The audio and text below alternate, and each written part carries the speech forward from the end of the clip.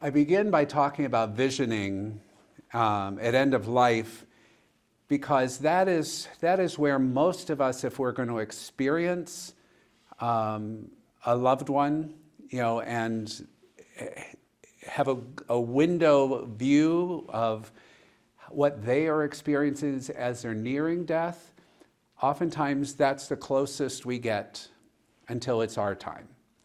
And so many, if not all, of us vision at the end of life.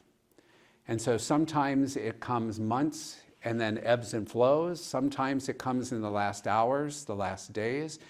But to a person, that's a part of our letting go of this physical life. And yet, rarely do we talk about it. And when our loved ones speak of it, oftentimes you think, oh, it's the medication. Oh my gosh, something's wrong. Rather than seeing it as a normal process. And a lot of times our loved ones don't say anything about what they're seeing because they are afraid of being judged or being thought, oh, I'm losing my mind. So, and yet, when we normalize this as part of our conversation with friends and loved ones at end of life, it increases a sense of hope, of meaning, of connection, both personal. It's a very powerful moment to share with somebody, and a person after person is reassured when their loved one shares something like that. So I encourage you to suspend judgment as we talk about different experiences. So I want to compare and contrast visioning versus a hallucination. So yeah, there are both. But visioning usually is a very pleasant experience for the person, whereas a hallucination is typically something that's disturbing and frightening. And then in a vision, you typically see people that either angels or Jesus or Mary or somebody that has gone before you in your family. Typically, those are the people that you see. And it's significant why that person would be coming at this time to be with you and support you. Whereas in hallucinations, typically they're not people, and if they are, they're after you, and they're aggressive, or they're scary. And hallucinations are typically brought on by the side effects of medication or by the disease itself.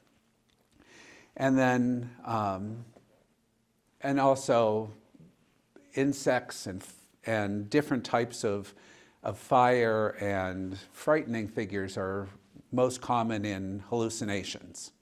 And the other thing is, when people are visioning, they often don't have words for what's happening.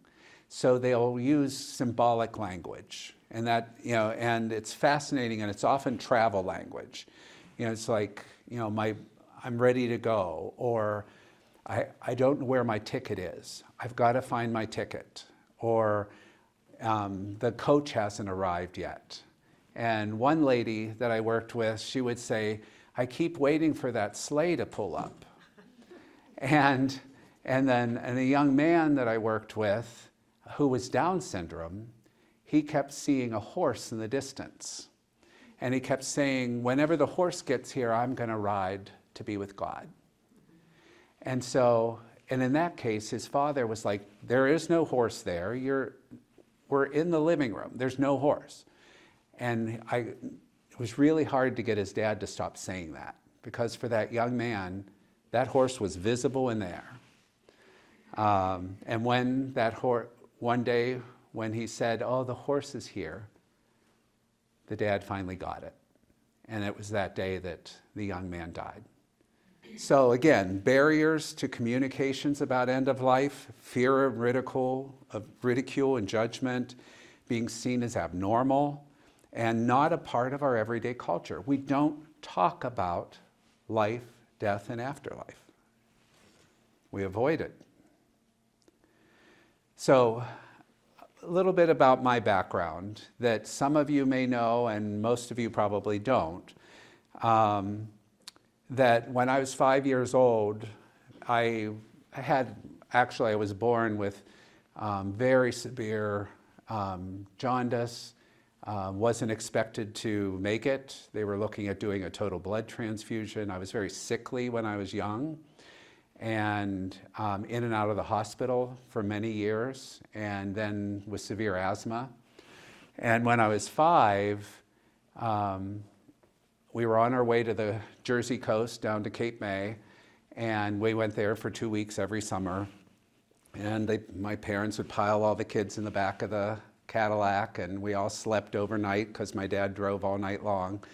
So we went I was not well, and we went to both of the doctors, my allergist and the regular doctor, the day before, got some antibiotics. And the doctor said, don't give them to him until you get down there. He'll get nauseated in the car. So we get down to Cape May early in the morning, and my mom gives me the antibiotic. And not long after there, all of a sudden I can't breathe. And so they think it's an asthma attack. So they treat me initially as I'm having an asthma attack, and then they realize nothing's helping.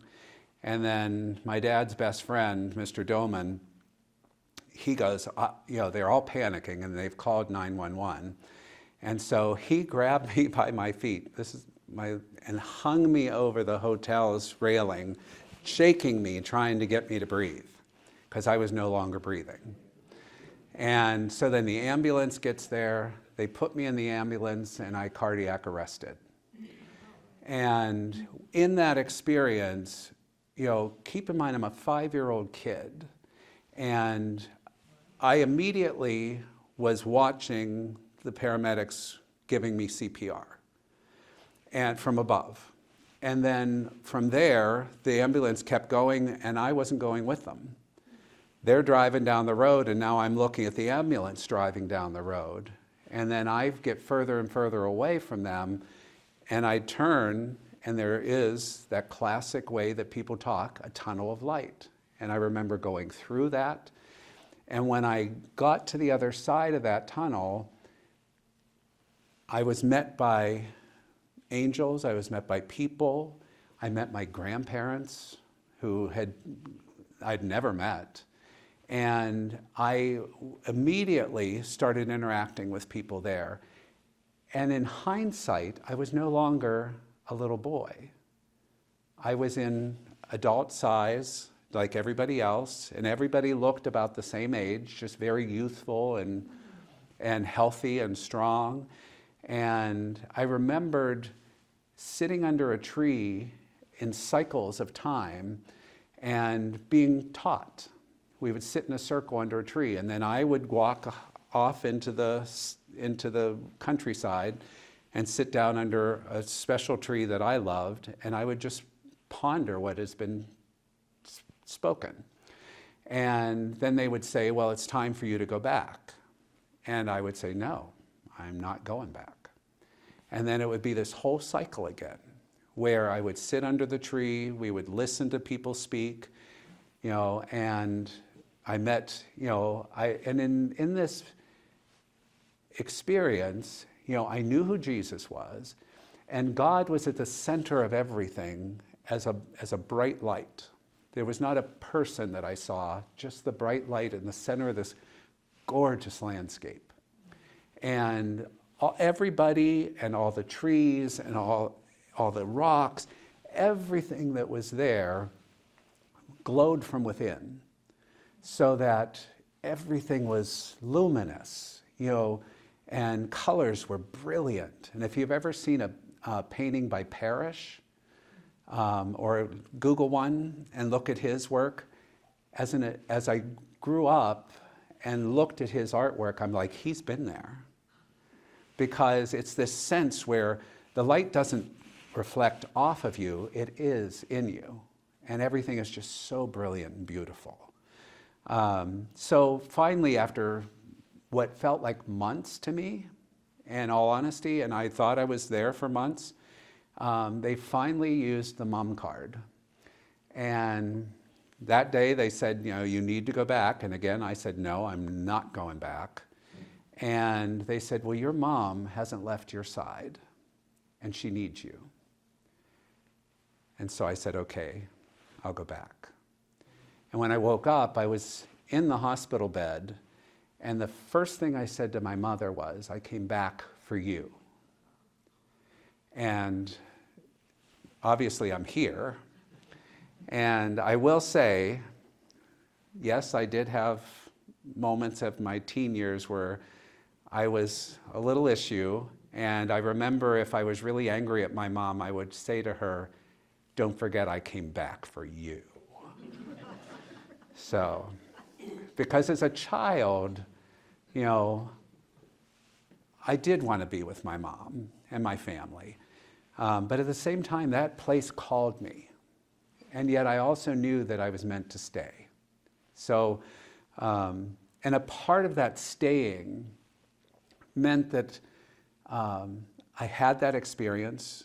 I often was able to see spirit then after that. I could see, like looking at a person, I would be able to see when they were going to die.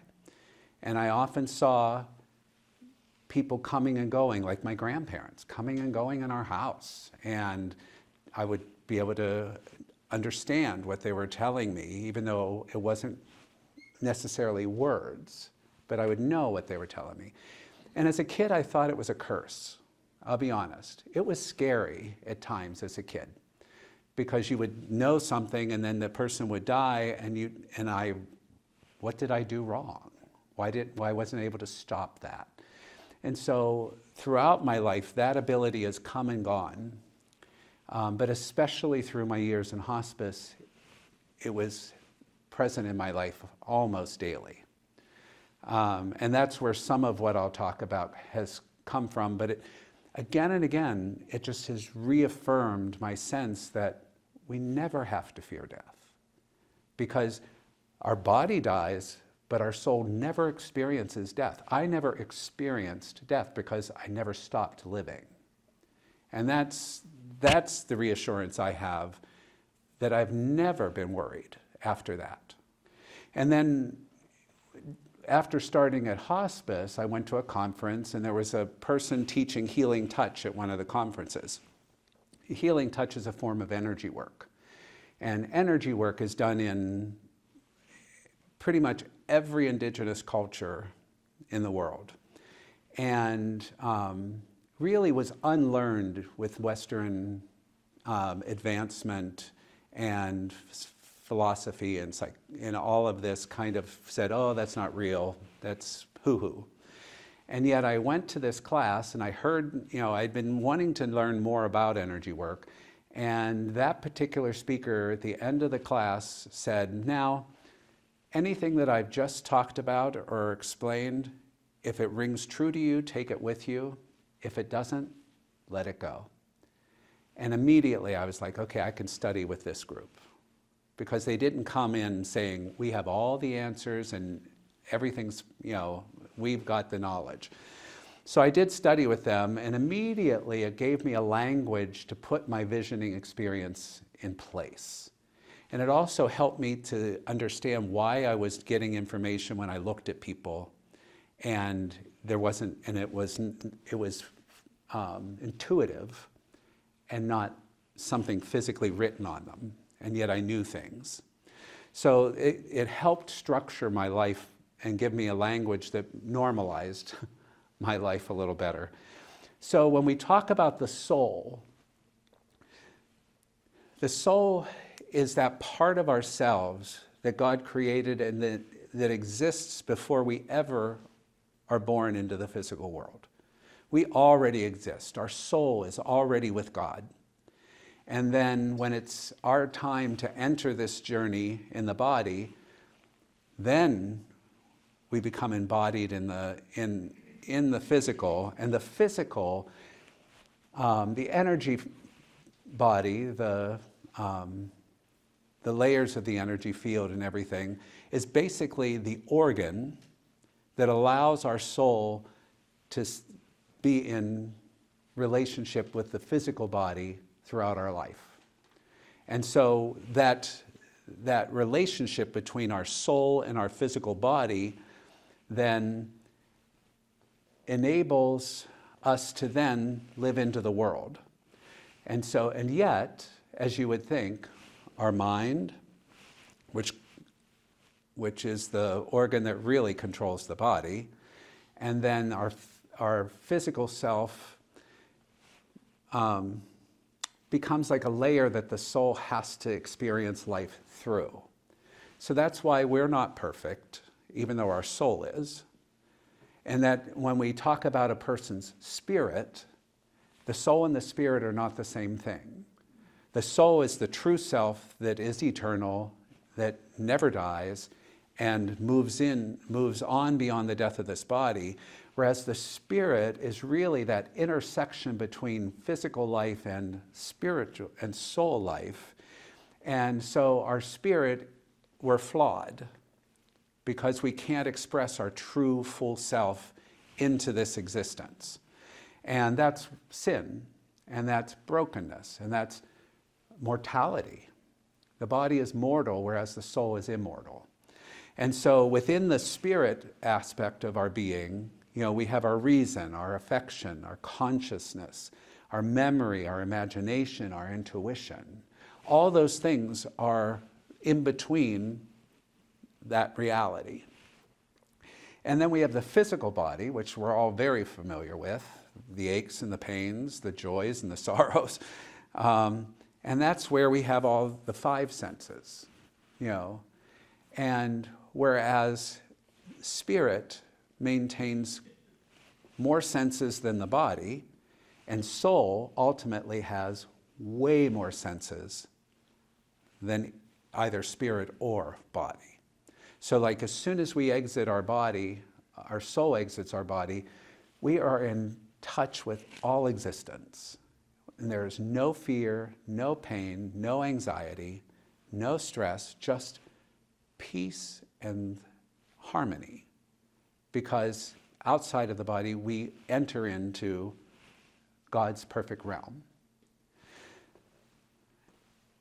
Does anybody have any questions or thoughts about what I'm presenting to you as the balance of the soul and the spirit and the body? Okay. So in the Hebrew tradition of the soul, there are 5 levels or aspects. So the nephesh, the soul, and the soul as the engine of physical life. And then ruach, which is my license plate, is spirit. And the word ruach means wind, breath, or spirit, depending on how you use it. But in this case, we're using it as spirit. And that's the emotional self, the personality. And in that circle, soul was at center, spirit was around that. And the neshama, which is the very breath of life, what God breathes into us as we exit the womb, is your nefesh, neshama, and it also represents our intellectual self.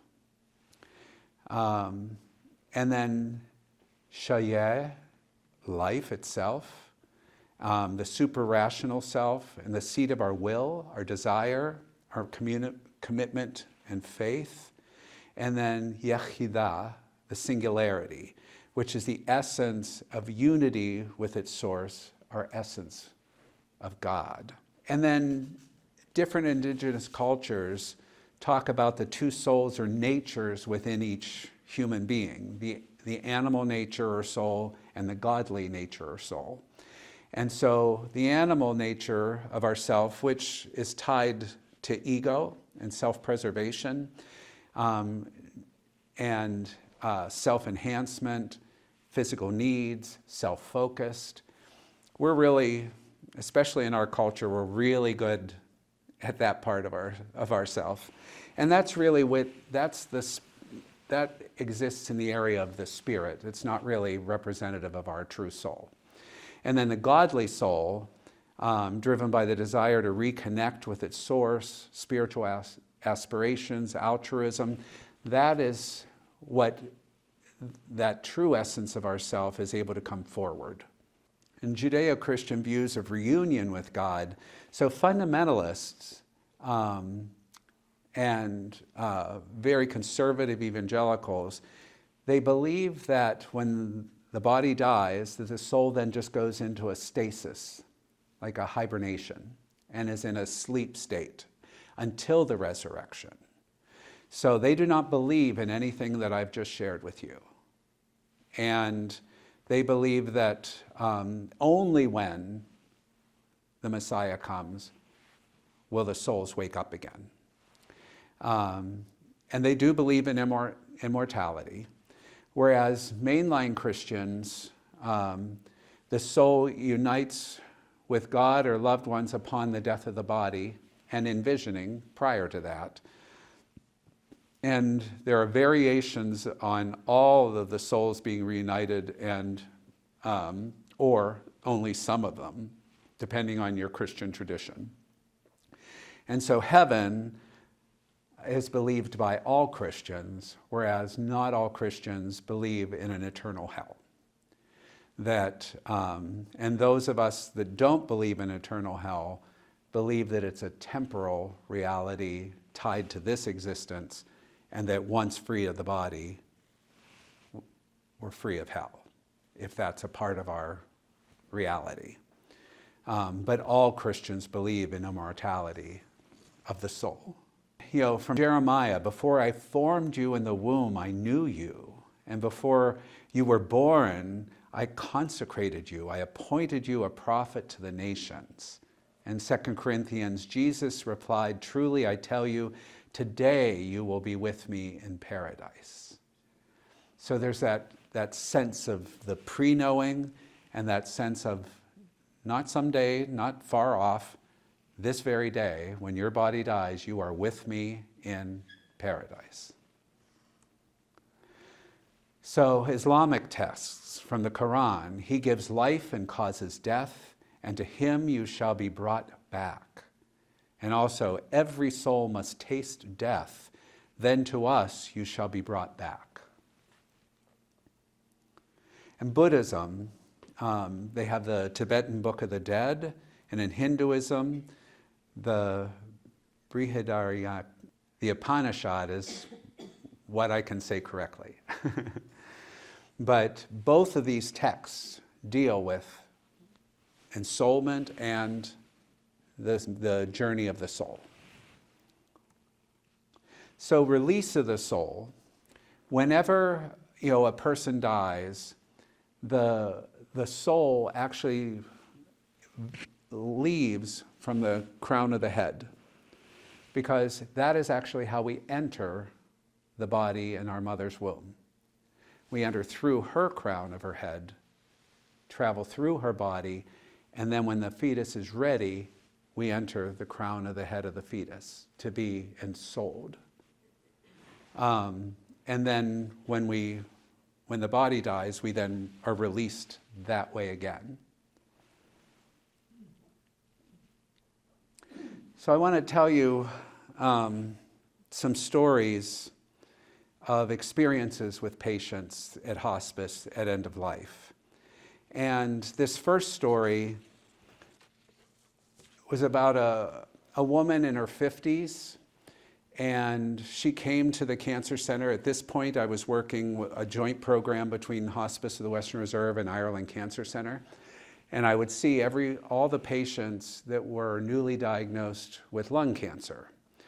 And a majority of the people diagnosed with lung cancer are typically end stage. It's rare, and now we're catching much more sooner and treating better. But when I was working with the cancer center, still a majority weren't caught until they were metastatic. And she was actually widely metastatic already and had a lot of physical pain from bone metastases and other metastases through her body. And she was from Shaker and very eccentric woman. And when I came in and introduced myself and I said, hi, I'm spiritual care, And she said, you can just turn around and be on your way. I do not need spiritual care.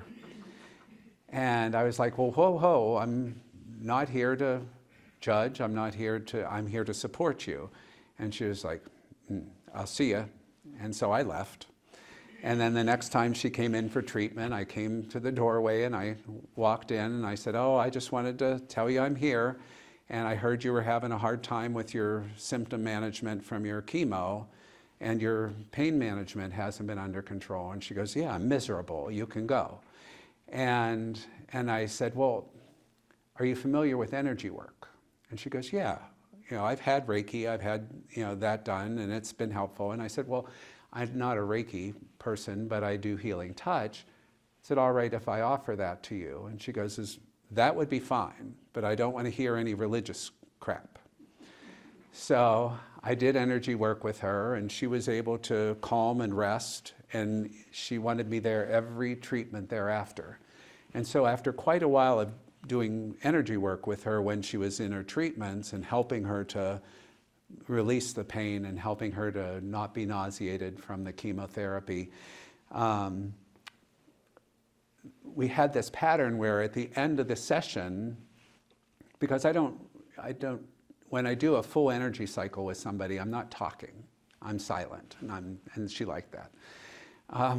So at the end of the session though, I would say to her, did any thoughts come up, any feelings, any visual experiences? And then she would tell me vividly what her experiences were when there were certain colors present when I was doing the work, or she would feel something taken, move away from her, out of her, and then she'd feel relief. And she was very descriptive, and so I learned a lot with her. And then one day, I'm in the midst of the session, and my hands are over her, and all of a sudden, I sense movement at my side, and I glance down, and energetically, I see two children standing there, a boy and a girl. And they're standing there just lovingly looking at this woman on the table. And so I was aware of them. They weren't acknowledging me. I just felt their presence the whole time and saw them standing there. And then I got done with the session, and I couldn't wait to ask her, did you have any experience in today? And she tells me it, and then she got this kind of pondersome look on her face, and then just kind of shook her head. And I said, what else did you see? And she goes, well, a boy and a girl. And I go, oh. I said, I'm glad that you shared that with me. What can you tell me about them? And she went, well, and I could see all of a sudden the wall go up. And she said, well, intellectually, as we look at it was a boy and a girl, so obviously it's something about my inner child and the male and female aspects of my life. And she pontificated for a moment and then sent me on my way. I knew darn well that little boy and that little girl had nothing to do with her inner child and her male and female sides of her being. So in the very next session, there are the children again. Get to the end of the session, and she said, well, the kids are back. And I said, so are you dealing with your inner child? And she just looked at me like, you idiot. And she goes, I know they're not my inner child. They're not me. And I said, okay, but can you tell me who they might be? And she goes, they're my kids. And I said, tell me more about that. And she said, well, after college, I worked in DC, did clerkships and things, and I got pregnant, not just once, twice, and had an abortion both times. And she said, those are my children. And I said, and what does their presence here tell you? And she goes, it confounds me. And I go, why? She goes, because they love me. And I said, what else would you expect? And she goes, I gave them up. And she goes, but they love me nonetheless. And she named them. She began to acknowledge them and allow them to be now a part of her life that she had held off at arm's length all this time. And only one other person had known that she had had those abortions, and that was her roommate. And so in the weeks ahead, as she went through her treatment, she was able to get some relief and then very quickly rebounded. And it wasn't, after so many months, she did succumb to the cancer, and I was able to be with her through hospice. And then when she died, she had asked that I would do her funeral. And we actually had her funeral at Plymouth Church in Shaker. But her tenacity and the loving presence of that children, I carry with me always. And I'll leave it at that. And then atheists. I worked with many atheists in hospice. And again, they were like, I don't need spiritual care. And I would be like, well, I'm not here to proselytize. I'm here to support you on your path, whatever that means. And inevitably, most of them allowed me to journey with them. But to a T, they would say, you haven't convinced me about anything. And I said, did I try? And they're like, well, no, but whenever I close my eyes on that day, that'll be it. My family carry my memory on, again and again. I'm like, okay, if that works for you, I'm okay with that. And so, but again and again, one after another, they would come back spiritually afterwards, envisioning, and would thank me for giving them peace, for not judging them, and for giving them that space. And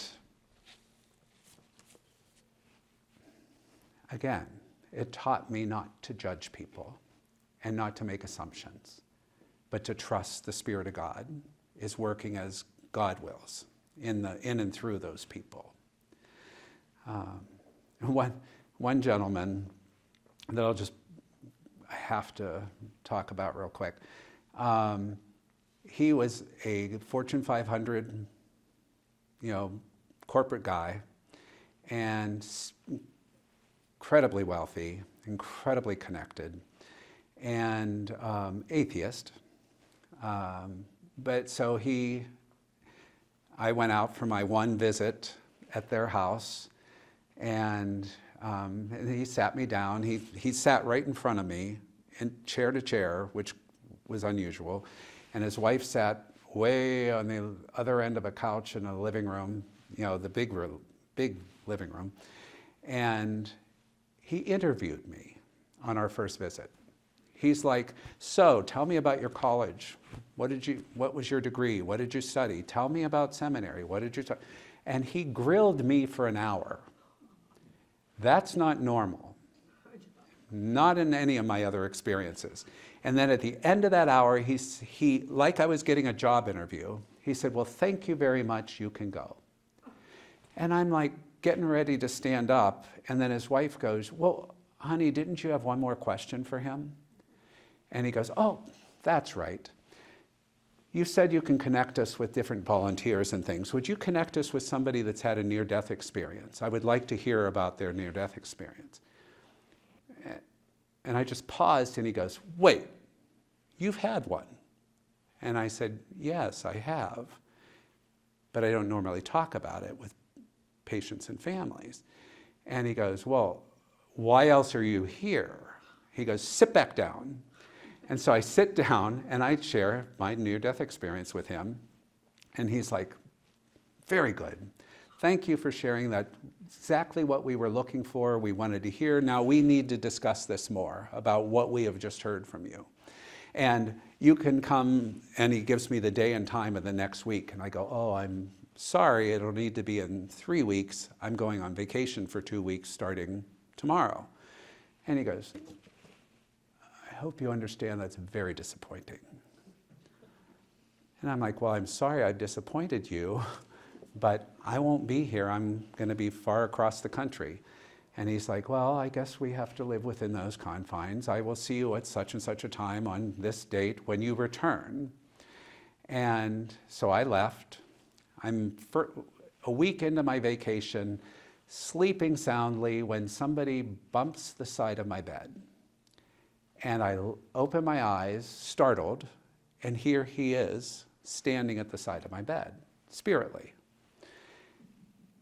And I'm looking at him, and he goes, Stephen, you can go back to sleep in a minute, but I need you to call my wife as soon as you get home and give her a message. And I'm like, okay. And he goes, tell my wife that it's everything we talked about or could hope for and more. And then gone. And I'm like, really? And I fell back asleep after a little while, after I thought about him intruding on my vacation. And when I got back, I walk into the office, I sit down at my desk, the phone rings, Stephen, you have a call, pick up the phone. It was his wife. I didn't even have a chance to call her. She was the first call that morning, and she goes, Stephen, do you have a message for me? And I said, well, yes. What is it? And so I just said to her, he wanted you to know that it was everything that you talked about and hoped for and more. She goes, thank you, Stephen. I needed to hear that. Bye. Click. No, with all my other experiences throughout my life, nobody has been that controlling in life or afterlife. So I needed to share him with you, because he came and went from my life since then, and for purposeful reasons with other people in his life and things, and it's been interesting. But he blew me away that they made that commitment while I was away that if at all possible, he would tell me a message to give her, and it happened. So then the next person I wanted to talk about, and I call it, is there forgiveness? Because this woman, it was I will say the most dramatic experience I've had working with a hospice patient. This woman had just recently gotten out of prison after 20 years of being in prison. And she had pancreatic cancer, very advanced, a lot of pain from metastatic disease. And she was in prison for 20 years for murdering her husband. And so when I went to meet her, she was quite the opposite of many people when I first meet them. She couldn't wait for me to sit down and for her to tell me her life story and to talk about things. And, and she was very upbeat, and then she would get done talking and she'd say, well, I hope you're going to come see me tomorrow. And I'm like, sure, I will. And so day after day, she's telling me all these stories about her life. And I mean, it's all upbeat and never bitterness, never anything at first. And then we were talking one day and she goes, well, Stephen, I can't have a visit today. I haven't slept in days now. I am miserable. My pain is so out of control. And I can't even talk to you right now. And I said, well, I would also offer doing energy work because that can help with sleep and with pain management. And she goes, well, have at it. I doubt it's going to work, but go for it. So I did an energy session with her, and before it was over, she was sound asleep. And I just tiptoed back out of the room, came back the next day, And she goes, that was incredible. She goes, that's the best sleep I've had in weeks, and the pain was better. And she goes, I don't need to talk to you today. Just give me energy work. So I did the energy work again, tiptoed out after she fell asleep, came back in, and as I walk in the room, she has this hateful, angry look on her face. You! And I'm like, yes? And she goes, we need to talk. She goes, you lied to me. And I said, wait a minute, when did I lie? And she goes, you didn't tell me that I was going to have to deal with emotions and memories and things. And I'm like, well, that's a natural part of energy work and letting go and preparing yourself. And she goes, yeah, but you didn't give me that information, and so I have had to deal with my emotions. And she goes, and I am so angry at you. And I go, so you don't want me to do energy work anymore? And she goes, no, I'm going to prove something to you. It was just an anomaly. Your energy work didn't do crap. She goes, you just watch. Go ahead and do something. You see I won't even fall asleep. And so I went to go do the energy work, and it was like putting my hands against a wall. I was like, okay. I went through the motions. Nothing happened. She glared at me the whole time, and she dismissed me and said I was never to come back. So a couple weeks go on. She is getting worse, declining more. Her pain is raging out of control. And so I would come to the door and make eye contact, and she would give me the look like, just try and walk in this room. I'd walk away, and so another week goes by. She is just an excruciating, screaming out. She's in so much pain. And the social worker comes in. She goes, Stephen, I don't care that you don't want to violate her telling you you're not allowed to be in there, but you need to get in there and you need to fix this. You need to give her energy work and stop this cycle of pain. And I'm like, nope, I can't. I said, she will bar me one way or another. I said, at the very best, I'll come to the door, I'll make eye contact. If I'm received into the room, I will go in. Otherwise, no. So I come to the door, I make eye contact, and she's just staring at me, not glaring at me.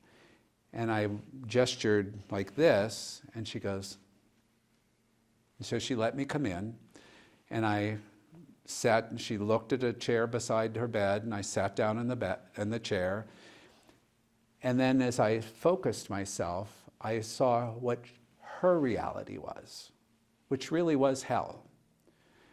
That there was this visual image of a deserted landscape. She was chained to a rock in this landscape. Wind was raking everything, and there was no sun to be seen. It was just clouds racing over her, and there were 3 figures standing on the side of the bed, watching her. And she was glaring at them and angry, and I put my hands up at first, and she went. And she just stayed in that cycle, and I just stayed to witness it. And then after a while, her attention went to the door, and the door spiritually opened. There wasn't physical door opening. And a man and a small boy entered the door. And she glared at them, and you could see that the man was gesturing to her, and she kept saying, no, no. And then she'd go back to just shaking and angry. And so that happened a couple times in a row. No, no. And then finally, she looked at me, and I held eye contact, and I went like this, and she went like this. And so I started doing energy work. And as I did the energy work with her and prayed over her, slowly she relaxed. She was no longer holding the chain above her. She was no longer rigid and angry and yelling, and she just kind of relaxed back into the bed, though I still could see her chained to a rock. And these people have never moved. They're just standing there watching her. And all of a sudden the door opens again. The man and the young child enter, and she looks at them and she says, "Yes." And the little boy ran to the bedside, and the gentleman entered all the way into the room. And immediately the rock was gone. She wasn't chained to the rock anymore. There was a gorgeous sun and blue sky, and the three that were standing here turned around and left, and she just relaxed into the embrace of that little child. And within a few hours, her symptoms were managed, and she died with that afternoon. But that was, it was the most dramatic and exhausting experience that I had ever had with an individual in that way. But again, there was that sense she was already in hell. And then later that day, right before she died, her son, and I didn't mention them, the son and the daughter were the physical son and the daughter, and this backstory will explain to you why she was in prison. And that was, she had a son and a daughter and the daughter was in the crib, the son was only 2 years old, and her husband, one day she came home from work, and her husband was molesting the baby in the crib. And she called the police took the information, and granted, this was decades ago that this took place, and they did not arrest the man. And so she was very angry that they didn't arrest him, and she swore to him, "If you ever touch our daughter again, I will kill you." And she came home another day, weeks later, he was molesting the daughter again. She killed him. And she was then put in prison for that reason. So this infant girl and this 2-year-old boy are now 20 years later when she gets out of prison. And her family kept them from her while she was in prison. So she came out of prison pretty bitter and no relationship with these kids. And they were kind of satellite figures during her time with hospice, and only near the end did they even come or go from the room. They blamed her. The family had really convinced them that it was in her imagination and that she killed him for no reason. But what was beautiful about that was, right before she died, her son entered the patio door where that spiritual door kept opening and closing.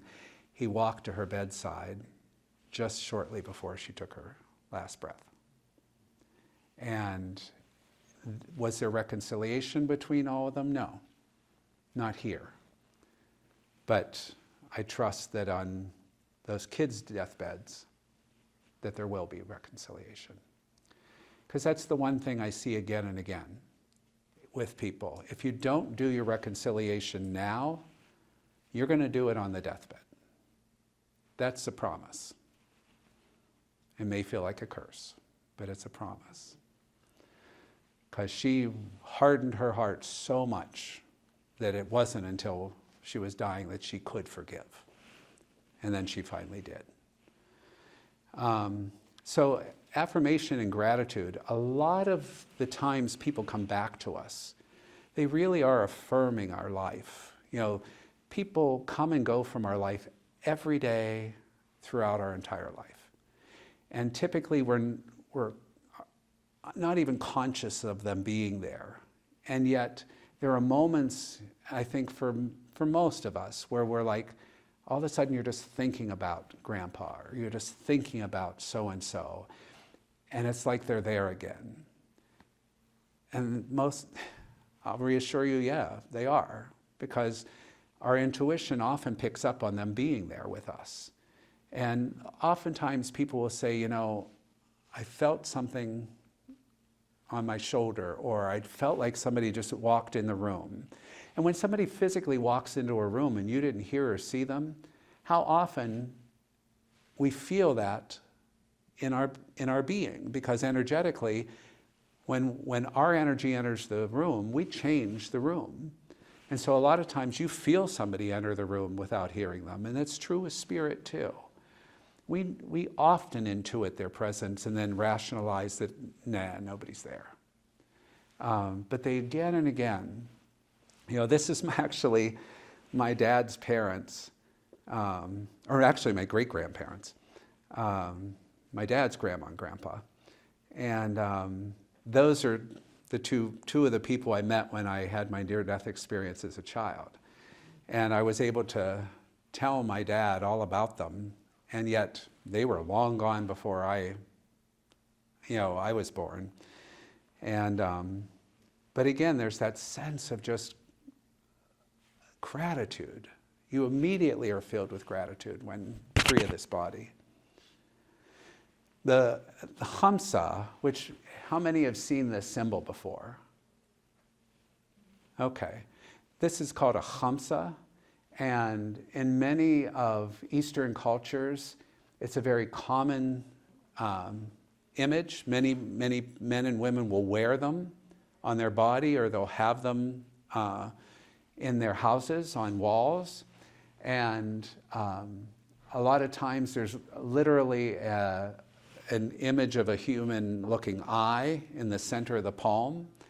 And I'd seen these and been drawn to these ever since I was a kid. I was always fascinated with the Hamsa. And in Eastern cultures, Jewish, Muslim, and others, it's called the hand of God, or sometimes it's called the eye of God. And it wards off evil spirits, is what it is used for. And it's meant to bring peace to your home, because evil and negativity can't come in when you use that icon, that symbol. So I was always fascinated, and I do have Hamsas. I have an Israeli Hamsa up in my office. And so one day, when I was singing at the synagogue, and in worship, and when I sung at the synagogue, it was the 28th High Holy Days that I've sung for this past year. And in worship throughout my life, that has been one place that visioning has occurred again and again and again, that I've seen spiritual realities in the midst of worship. And when I was at synagogue this one time, it was Yom Kippur, the Day of Atonement, and I was, singing throughout the day the sacred music of forgiveness and of asking for forgiveness. And we were in the midst of having silent prayer time, where you're praying about your relationship with those that have gone before us, praying for healing in those relationships where there was brokenness. And so I was praying for my dad, praying for, other members of my friends and families, and so and all of a sudden I had this sense that somebody was standing right in front of me, and I thought one of my choir members had flipped around and was standing face to face, and so I opened my eyes, and it was my brother. And my brother had been deceased for a few years now, and I'm looking at Walter, eye to eye, and granted I was a little taller than he was, but so we're looking eye to eye, and he doesn't say anything to me, and he just makes this very loving eye contact, and then he held out his hand in front of him like I'm doing now. And then he gestured to me, and for me to hold my hand and meet his. So, Mary Jane, would you stand up? So if you hold your hand up like this, and then I place my hand here, what do you see? Yeah. Oh, am I supposed to be looking at your hand or? The hand, Oh, okay, yeah. okay. What do you see there? Well, I see my fingernail polish. Well, And do you see your- the your- shape that we're creating? Oh. Look on the, Oh, yeah. Yeah. Like this. Like, yeah. Yeah, Yeah. like the hamster. And so, and he just smiled whenever I realized, because he pushed my hand around and created this image, and I'm looking at it, and I'm like, it's a hamsa. Yeah. And I immediately realized what he was telling me was that the real meaning behind this is that physical life and life thereafter is ever connected, and not to, and that there is that sacred bond. And so then after that, the Hamsa has had even deeper meaning to me, not just as a symbol, that protects us, but it's that knowledge to me that protects all the more.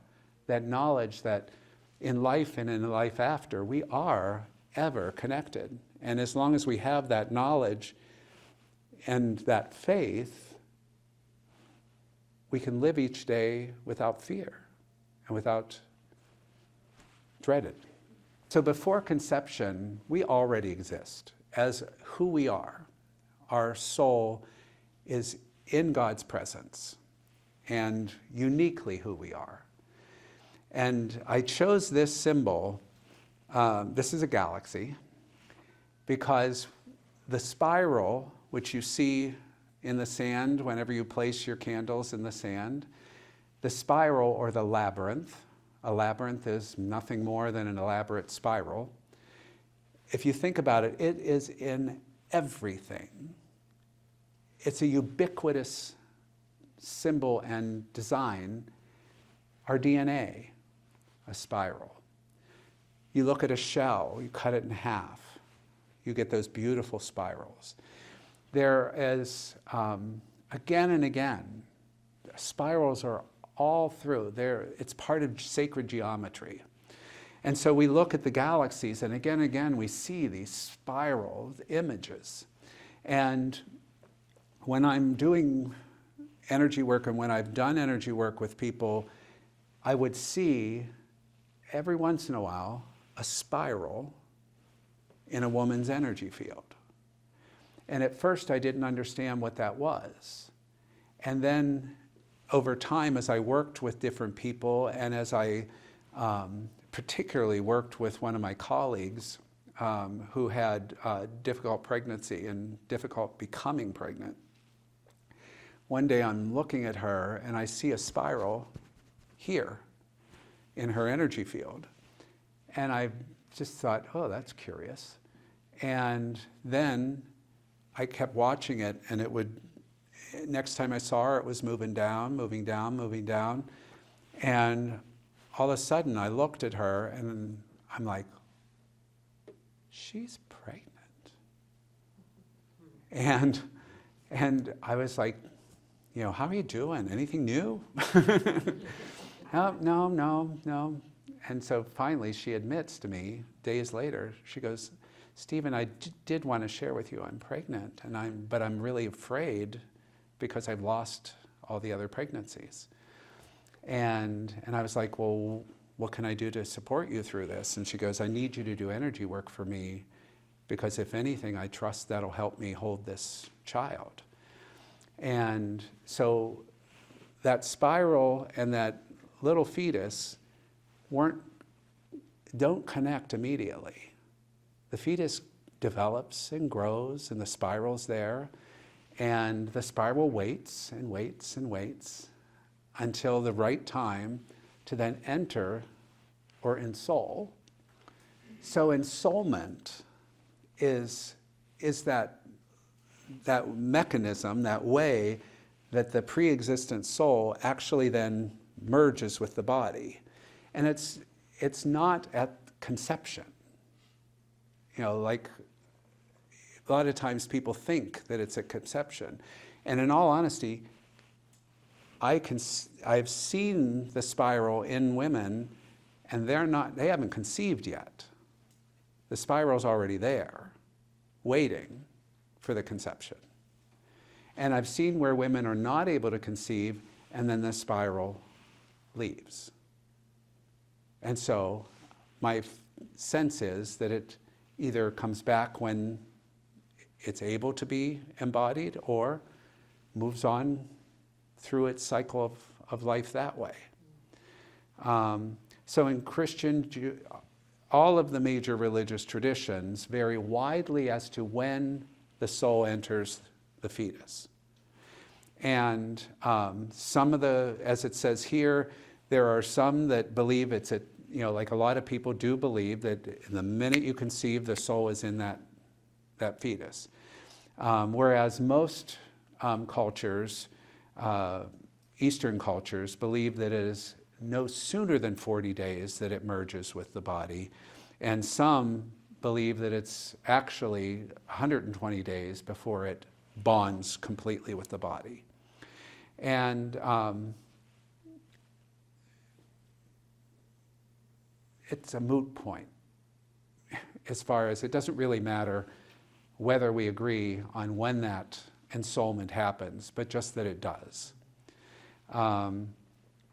But my experience in working with women that were pregnant was it was closer to the 120 days before that soul ever entered the fetus.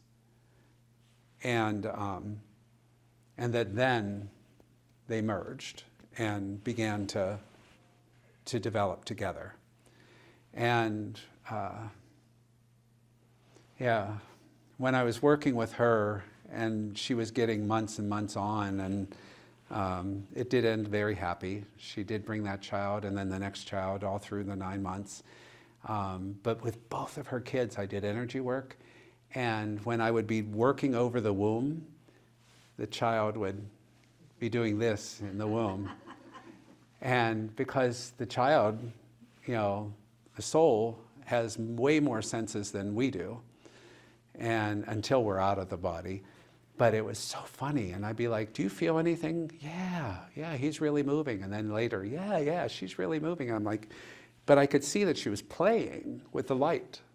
It was really, or he. So this artist is fascinating, Alex Gray, but he creates these luminous paintings that look at the body from an energetic and physiological being, and that whole concept of the soul and how it enters and exits the body. And then animals and nature spirits. So when I was, from childhood on, I have not just seen people, but I've seen angels, I've seen what I would call demonic figures. I've seen the spirits of trees and of nature and all those things.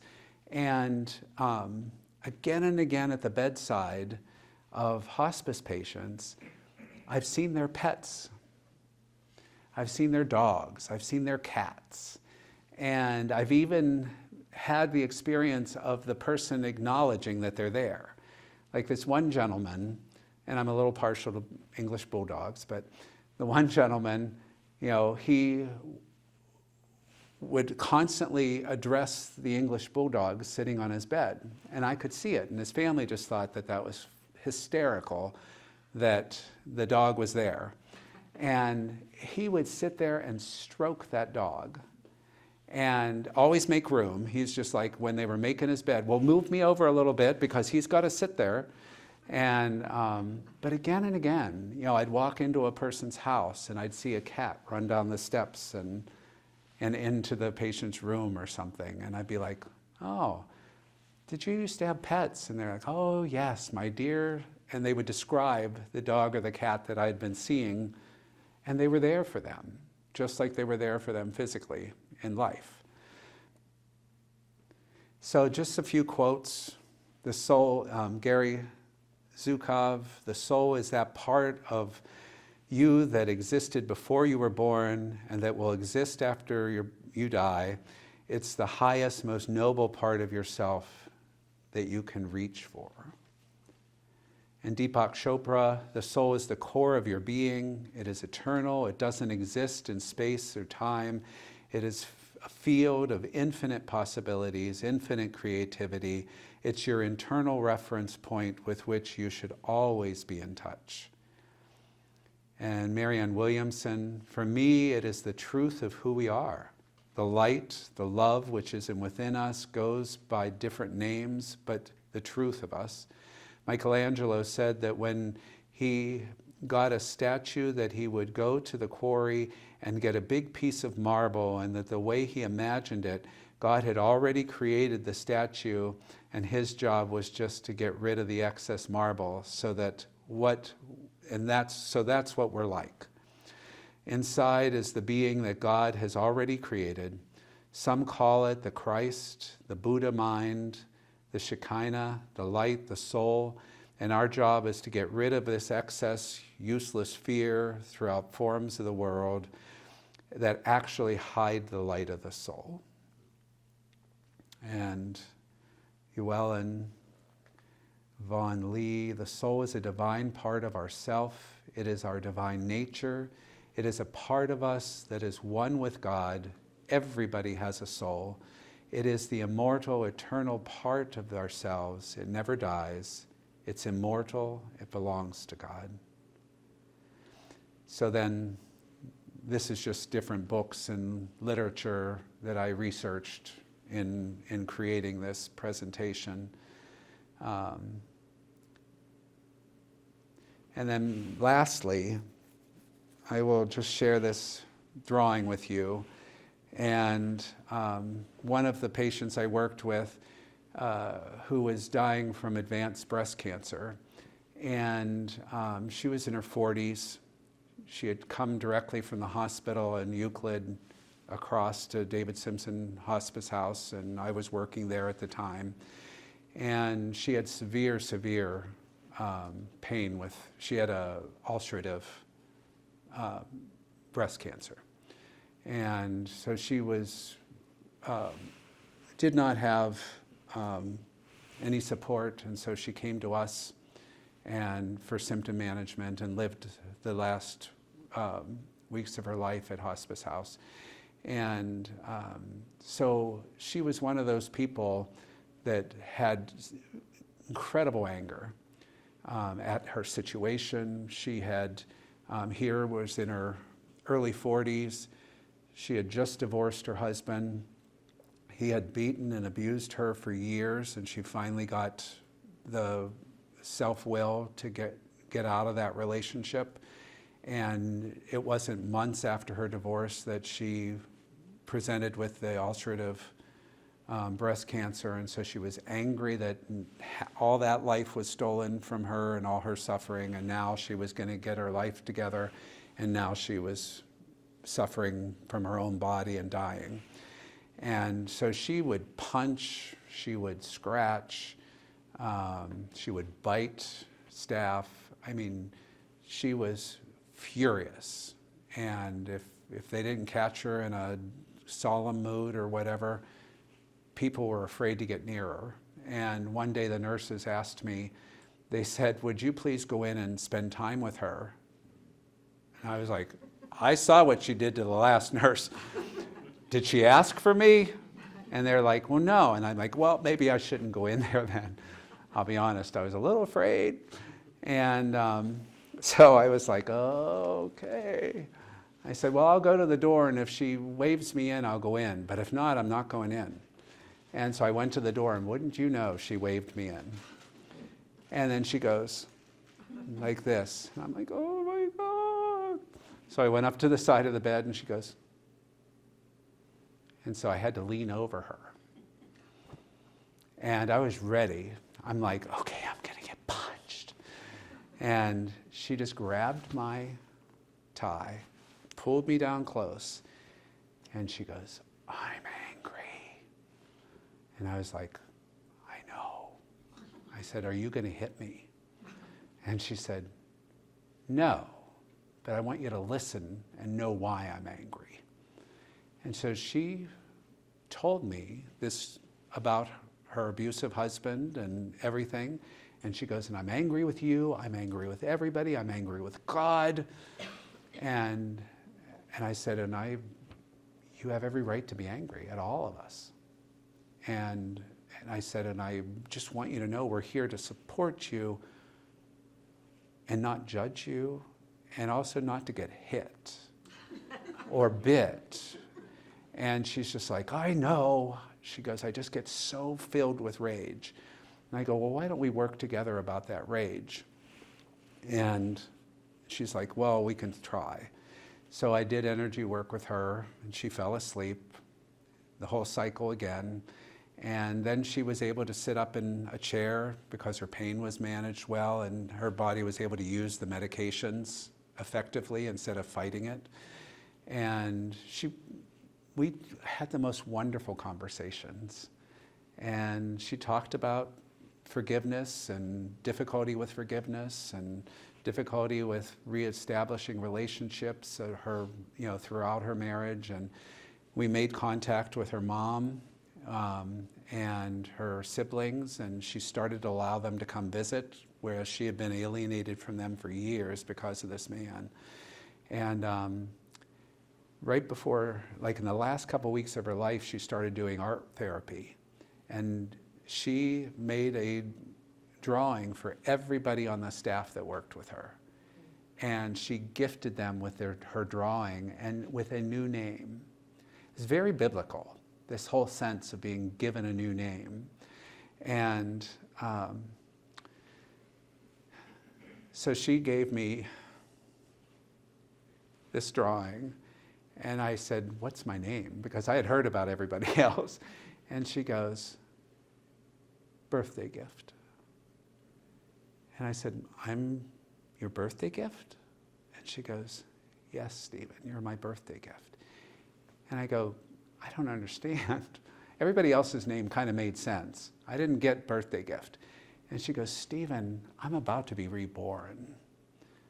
And she goes, and you helped me get to the place where I could do that in peace. And she goes, in this hand, that's what I see when you're doing your energy work. I see the flow of the many colors of light and the energy that you drag through the energy field. And she goes, you are my birthday gift, and I want to thank you. And then she went on to say, now you get this professionally framed. She goes, I don't want this taped to your refrigerator or pinned to anything. She goes, get this professionally framed, and then everywhere you go, that is to be hung in your office. And if you go up in my office, it's not hung, but it's in the bookcase, propped up. It has been everywhere I've gone. It's been in my home, it's been in my home office, it's here. And she said, and then you're going to start doing talks about the work you do. And I hadn't to that point. And she goes, and when you do, you're going to tell my story each and every time, because I'll always be with you. And she goes, I want you to always know you are gifted, and do not doubt that God is having you do the work you do. She goes, so when you look at this picture, you'll remember me and you remember who you are. You are a birthday gift. So I will close with her. Thank you. Thank you.